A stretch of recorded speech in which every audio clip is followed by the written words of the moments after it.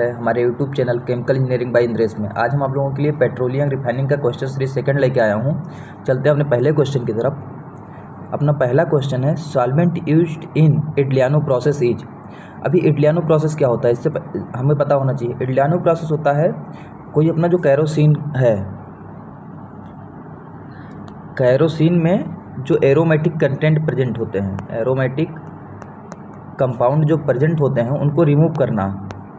और उसको रिमूव कैसे करेंगे, उसमें एक सॉल्वेंट यूज करते हैं जो लिक्विड सल्फर डाइऑक्साइड होता है, लिक्विड SO2 यूज करते हैं। तो उसमें क्या होता है, एरोमेटिक कंपाउंड अपना रिमूव करते हैं। ठीक है, तो इसके लिए सॉल्वेंट लिक्विड SO2 यूज करते हैं। अभी बात आती है कैरोसिन से एरोमेटिक कंपाउंड यूज क्यों करते हैं, क्योंकि कैरोसिन में जो एरोमेटिक कंपाउंड होता है तो कैरोसिन का जो अपना स्मोक पॉइंट होता है, स्मोक पॉइंट वो डिक्रीज हो जाता है। जब एरोमेटिक कंटेंट हम रिमूव कर देते हैं तो क्या होता है, अपना स्मोक पॉइंट इंक्रीज कर जाता है। तो स्मोक पॉइंट अपना इंक्रीज कर जाता है। और कैरोसिन के लिए क्या है, अपना जो स्मोक पॉइंट है उसकी मिनिमम वैल्यू 20 होनी चाहिए। ठीक है, तो होप है आपको ये समझ में आया होगा। चलते हैं अपने अगले क्वेश्चन की तरफ। दोस्तों, अपना अगला क्वेश्चन है liquefied petroleum gas LPG in domestic use cylinder is in the liquid form, the density of LPG in the liquid form is about of the water i.e. 1 gram cc। अभी कह रहा है जो अपना हम LPG अपने cylinder में content होती है उसकी जो डेंसिटी है वाटर की कितनी होती है। उसकी डेंसिटी जो होती है वाटर की हाफ होती है। ठीक है, और LPG अपना लिक्विफाइड पेट्रोलियम गैस होता है, ये क्या होता है, प्रोपेन और ब्यूटेन का मिक्सचर होता है। ठीक है, होप है आपको समझ में आया होगा। चलते हैं अपने अगले क्वेश्चन की तरफ। अभी अपना अगला क्वेश्चन है smoke point of kerosene is the. अभी कल प्रीवियस वीडियो में भी स्मोक पॉइंट के बारे में डिस्कशन हुआ था। तो स्मोक पॉइंट क्या होता है, अपना स्मोक पॉइंट अपना एक स्मोक पॉइंट होता है लैंप, उसमें फाइंड आउट करते हैं। इसमें एक कैंडल होता है, कैंडल सॉकेट होता है। ठीक है, क्या होता है, इसमें ऑयल होता है, एक 100 ml की होती है, उसको ले लेते हैं और बिग के माध्यम से जलाते हैं। तो अपनी जो maximum flame height in mm burning without smoke, ठीक है, जो अपनी फ्लेम हाइट होती है बिना स्मोक के कितने mm तक बर्न कर सकती है, उस हाइट को क्या बोलते हैं, स्मोक पॉइंट बोलते हैं। तो देखिए क्या लिखा है इसमें, देखते हैं ऑप्शन पढ़ते हैं क्या है। Time after which smoking start from burning, ये गलत है। Temperature at which smoking start, गलत है, क्योंकि temperature at which smoking start तो नहीं बोल सकते। वो हाइट क्या है, वो हाइट हम लेते हैं स्मोक पॉइंट में mm में। तो maximum height of flame in mm without causing smoking when burned in a standard lamp. तो इसका सही आंसर क्या है, C। चलते हैं अपने अगले क्वेश्चन की तरफ। अपना अगला क्वेश्चन है C10 number of A diesel fuel is the measure of its. अभी C10 नंबर क्या बताता है, अपना स्मोक पॉइंट बताता नहीं, विस्कोसिटी बताता नहीं, ऑक्सीडेशन स्टेबिलिटी नहीं बताता, क्या बताता है, इग्निशन डिले बताता है कि कितना ज़्यादा अपना इग्निशन डिले होगा। अभी C10 नंबर हो गया, C10 इंडेक्स हो गया, डीजल इंडेक्स हो गया, ये सब क्या बताते हैं, सब इग्निशन डिले बताते हैं। ठीक है, और ये सब किसके लिए है इग्निशन डिले, C10 नंबर जो किसके लिए यूज की जाती है, ये अपने डीजल के लिए यूज की जाती है। किसके लिए, डीजल ऑयल के लिए। ठीक है, चलते हैं अपने अगले क्वेश्चन की तरफ। अपना अगला क्वेश्चन है liquefied petroleum gas LPG is a mainly a mixture of. अभी मैं आपको बताया हूँ ऊपर ही LPG की डेंसिटी कितनी होती है वाटर की, अगर इसको एक सिलेंडर में किया जाए तो वाटर की डेंसिटी का हाफ होता है। और क्या इधर दिया, liquefied petroleum gas LPG is mainly mixture of, जो ये मिक्सचर होती है मेनली प्रोपेन और ब्यूटेन का मिक्सचर होती है। ठीक है, चलते हैं अपने अगले क्वेश्चन की तरफ। अभी कह रहा है अगला क्वेश्चन प्रेजेंस ऑफ एरोमेटिक्स इन। कह रहा है अगर किसी भी ऑयल में एरोमेटिक प्रेजेंट तो क्या होगा, diesel increases it's C10 number. अगर एरोमेटिक कंटेंट होगा तो क्या होगा, ये इंक्रीज नहीं करेगा, डीजल की C10 नंबर को क्या कर देगा, डिक्रीज कर देगा, decreases C10 number. Kerosene increases it's smoke number. अगर ये स्मोक नंबर यूज करता तो अभी में पहला क्वेश्चन था इटलियानो प्रोसेस, तो उस प्रोसेस की हमको आवश्यकता नहीं पड़ती। क्या करता है, ये कैरोसिन का स्मोक पॉइंट डिक्रीज कर देता है। ठीक है, petrol increase its octane number. अगर पेट्रोल में एरोमेटिक कंटेंट ज़्यादा है तो क्या करता है, वो ऑक्टेन नंबर अपना इंक्रीज कर देता है। और ऑक्टेन नंबर जितना मतलब ज़्यादा होगा, अपने इंजन की जो एफिशिएंसी है वो मैक्सिमम। अभी क्या है, जब पेट्रोल के ऑक्टेन नंबर इंक्रीज करते हैं तो उसकी फ्यूल बर्निंग अच्छे से हो जाती है। और ऑक्टेन नंबर हम किसी केस में ज्ञात करते हैं, पेट्रोल के केस में ज्ञात करते हैं। ठीक है, जितना अच्छा अपना ऑक्टेन नंबर होगा उतना अच्छा इग्निशन होगा। होप है आपको समझ में आया होगा। चलते हैं अपने अगले क्वेश्चन की तरफ। और जो अपने इंडिया में ऑक्टेन नंबर है वो मिनिमम 87 होना चाहिए, ठीक है। और अमेरिका के लिए कभी कभी क्वेश्चन में डायरेक्टली देता है कि इंडिया और अमेरिका के लिए क्या है ऑक्टेन नंबर। अमेरिका के लिए क्या है 94 है, ठीक है। चलते हैं अगले क्वेश्चन की तरफ। और हाँ, एक क्वेश्चन और बता दे रहे हैं, अभी C10 इंडेक्स जो डीजल का हम लोग फाइंड आउट करते हैं उसकी मिनिमम वैल्यू 46 होनी चाहिए। अगर 46 से कम है वैल्यू तो मार्केट में जो अपना डीजल ऑयल है उसको नहीं सेल करते हैं, ठीक है। आपको समझ में आया हो। चलते हैं अगले क्वेश्चन की तरफ। अपना अगला क्वेश्चन है, vacuum maintained in the vacuum distillation column in oil refinery is in the range of about mmHg of absolute. जो क्या होता है, जो हम अपना प्रेशर रखते हैं वैक्यूम में, वैक्यूम डिस्टिलेशन करते हैं तो वैक्यूम में प्रेशर मेंटेन किया जाता है, वो प्रेशर होता है 30 to 80 mmHg। और वैक्यूम क्रिएट किसकी सहायता से किया जाता है, इजेक्टर लगे होते हैं, वैक्यूम इजेक्टर। कहीं कहीं पर वैक्यूम पंप भी लगे होते हैं वैक्यूम क्रिएट करने के लिए,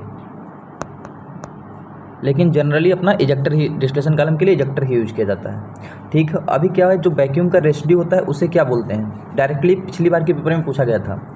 जो वैक्यूम का रेसिड्यू होता है उसको रेसिडम बोलते हैं रिफाइनरी की भाषा में, ठीक है। आपको समझ में आया होगा। वैक्यूम से इतने ही क्वेश्चन आ सकते हैं। चलते हैं अगले क्वेश्चन की तरफ। अपना अगला क्वेश्चन है, isooctane is used as a reference substance in the definition of octane number and it's assigned on octane number value of 100। Isooctane is chemically known as. देखो ये क्वेश्चन कभी कभी पूछा जा सकता है क्योंकि इसके चांसेस हैं। आइसोऑक्टेन सबको याद रहता है, उसकी जो ऑक्टेन नंबर वो 100 है, लेकिन किसी को उसका जो केमिकली नेम है वो नेम नहीं पता। इसका केमिकली जो नेम जो है 2,2,4 ट्राई मेथिल पेंटेन होता है। ये इंपॉर्टेंट क्वेश्चन है, हो सकता है इस बार पूछा भी जा सकता है। इस बार मैं वही क्वेश्चन पेट्रोलियम रिफाइनिंग के ला रहा हूँ जो मोस्ट इंपॉर्टेंट क्वेश्चन है, कहीं ना कहीं पूछे गए हैं। अभी इसके 2 से 3 वीडियो और प्रोवाइड करूँगा जिससे आपके जो पेट्रोलियम रिफाइनिंग के डाउट हैं, इसीलिए क्वेश्चन थ्रो कॉन्सेप्ट जो अपनी सीरीज़ है वो सीरीज़ चल रही है, आपको होप है कॉन्सेप्ट भी क्लियर कर पा रहा हूँगा। और आगे अभी कुछ दिन के बाद IOCL के एग्ज़ाम समाप्त होने के बाद आपके लिए केमिकल इंजीनियरिंग पूरे सब्जेक्ट के एक एक टॉपिक लेके आएंगे, डिटेल वीडियो लेके आऊँगा, ठीक है। तो इससे आप चैनल को ज़्यादा से ज़्यादा लोग लाइक करो, सब्सक्राइब करो और शेयर करो, ठीक है। तो इसको ये बोलते हैं अपना जो आइसोऑक्टेन का जो ऑक्टेन नंबर होता है, ऑक्टेन नंबर 100 होता है आइसोऑक्टेन का, और एन हेप्टेन जो होती है अपना, इसकी ऑक्टेन नंबर 0 होती है। तो ये ध्यान रखना, कभी कभी डायरेक्टली क्वेश्चन में देता है octane number of n heptane. Suppose करिए अगर अभी हमको ऑक्टेन नंबर जो अपना है उसका हमको ऑक्टेन नंबर 87 का रेफरेंस फ्यूल बनाना है, PRF प्राइमरी रेफरेंस फ्यूल अगर बनाना है हमको 87 का, तो ब्लेंड क्या क्या बनाएंगे। अगर 100 ml में अगर हम ब्लेंड बना रहे हैं तो उसमें क्या हो जाएगा, 87 ऑक्टेन नंबर के लिए 87 आइसोऑक्टेन कंपोजिशन रहेगी, 87 ml आइसोऑक्टेन रहेगा और 13 ml क्या रहेगा अपना एन हेप्टेन, ठीक है। तो टोटल बन गया 100 ml का ब्लेंड, लेकिन उसकी ऑक्टेन नंबर कितना होगा 87। होप है आपको समझ में आया होगा, आपका कॉन्सेप्ट क्लियर हुआ होगा। चलते हैं अपने अगले क्वेश्चन की तरफ। जो अपना ये क्वेश्चन है, pour point and freezing point is equal for. जो पोर पॉइंट और फ्रीजिंग पॉइंट होता है वो वाटर के केस में इक्वल होता है। वैसे जनरली पोर पॉइंट वाटर का फाइंड आउट नहीं किया जा सकता है, मतलब कभी किया नहीं गया है, लेबोरेटरी में कभी किया नहीं जाता है वाटर का पोर पॉइंट कितना होता है। लेकिन जो गूगल के अकॉर्डिंग जो मैंने देखा हूँ तो उस केस में जो पोर पॉइंट और फ्रीजिंग पॉइंट इक्वल होते हैं, ठीक है। डीजल और पेट्रोल के डिफरेंस हैं पोर पॉइंट और फ्रीजिंग पॉइंट। चलते हैं अपने अगले क्वेश्चन की तरफ। अपना अगला क्वेश्चन है, aniline point is the temperature at which equal weight of diesel and the aniline are completely miscible. Option A है। ऑप्शन बी अपना है equal weight of aniline and the test sample are completely miscible. Option C है equal volume of aniline and the test sample are completely miscible. D है aniline वेपोराइजेज। तो देखिए अपना एनलिन point क्या होता है, अपना एक एनलिन सॉल्वेंट होता है जो जिसका हमको एनलिन पॉइंट याद करना है।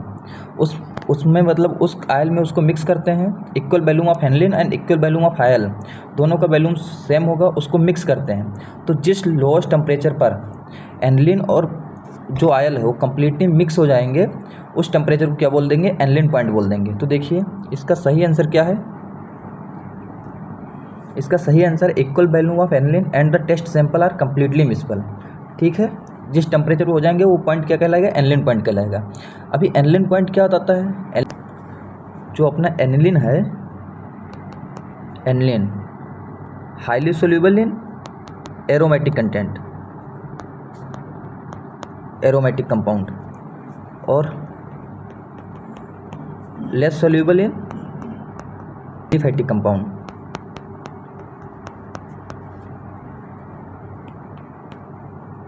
ठीक है, और देखते हैं। ठीक है, लेस है तो इसका क्या होगा, लेस मतलब एलिफेटिक में लेस सोल्यूबल है, तो इसमें क्या होगा, एनिलीन पॉइंट अपना मैक्सिमम होगा। तो देखते हैं, जो अपना एनिलीन पॉइंट है, एनिलीन पॉइंट जितना ज़्यादा मैक्सिमम होगा, अपना डीजल इंडेक्स उतना ज़्यादा मैक्सिमम होगा। तो अपना क्या होगा, जो इग्निशन क्वालिटी है, इग्निशन क्वालिटी उतनी ही अच्छी होगी। ठीक है, तो क्या होता है, जितना ज़्यादा अपना एनिलीन पॉइंट हाई होगा उस ऑयल में, उतना ज़्यादा पैराफेनिक कंटेंट अपना हाई होगा। पैराफेनिक कंटेंट जितना हाई होगा उसका डीजल इंडेक्स उतना हाई होगा, और जितना ज़्यादा डीजल इंडेक्स होगा उतने से अच्छा मतलब अपना इग्निशन क्वालिटी होगा। और जैसे जैसे इसका अपोजिट होगा, अगर एनिलीन लेस हो गया, एनिलीन पॉइंट लेस हो गया तो क्या होगा, अपना डीजल इंडेक्स लो हो जाएगा, और डीजल इंडेक्स लो हो जाएगा तो अपने क्या हो जाएगा, इग्निशन की क्वालिटी अपनी घट जाएगी। तो होप है आपको समझ में आया होगा एनिलीन क्या होता है, कब डीजल इंडेक्स ज़्यादा होगा, कब इग्निशन क्वालिटी क्या होगी। तो आप अभी दोस्तों मैं IOCL के लिए 40 से 50 क्वेश्चन और करवाने वाला हूँ। जो आप लोग पढ़ रहे हैं, आप इस क्वेश्चन को देखें, क्वेश्चन को सॉल्व करें, इससे आपकी तैयारी भी बूस्ट होगी, आपकी प्रिपरेशन IOCL की अच्छी होगी। और चैनल को लाइक करो, सब्सक्राइब करो और शेयर करो। Thanks for watching.